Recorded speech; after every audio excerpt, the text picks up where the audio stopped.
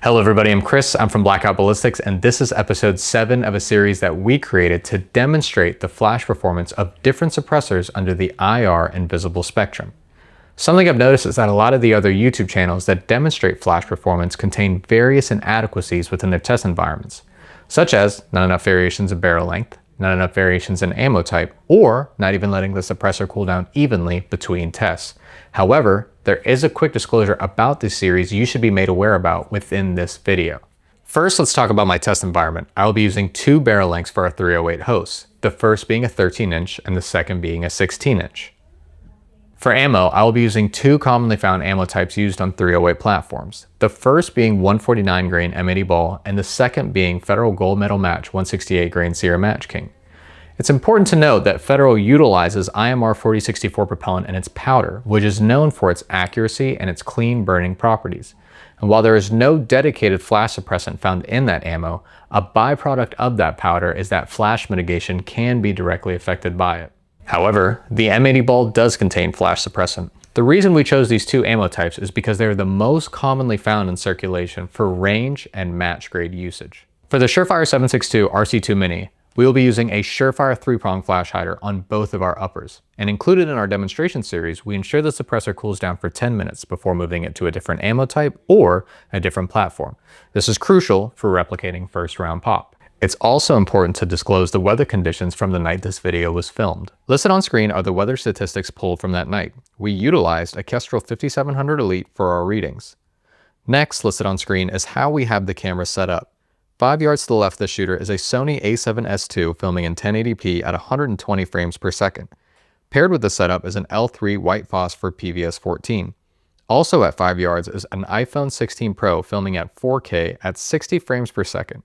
The shooter is wearing a Grec-X night vision recorder. However, due to the humidity, the camera became very foggy and the footage is unusable. Lastly, there is an iPhone 14 Pro filming in 4K at 60 frames per second, placed 40 yards away from the shooter and 10 yards away from the target. This camera is the perspective of what it would look like to be shot at. This is paired with an Anvis green phosphor tube. It's important to note that 120 frames per second is still not enough to capture flash accurately from shot to shot.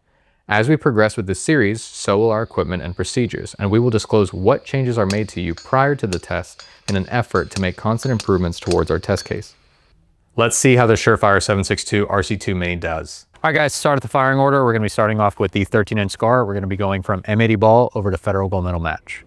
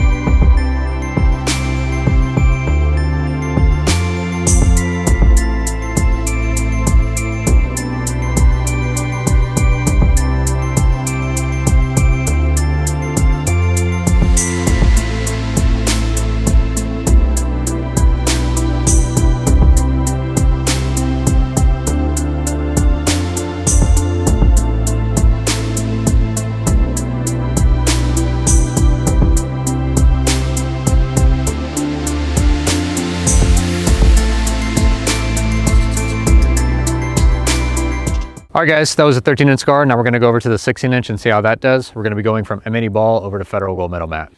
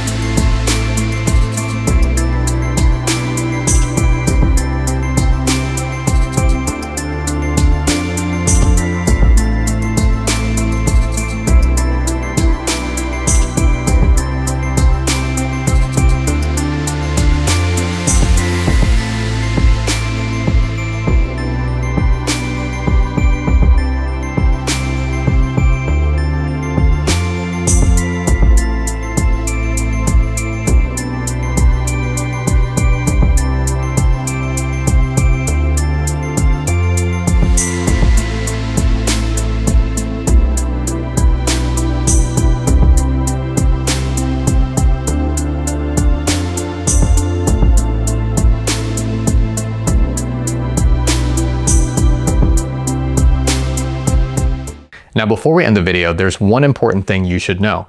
You should know that I'm an unsponsored YouTube channel, meaning everything that you saw in today's video was not sent to me for free by any company, and everything that you saw today was all self-funded.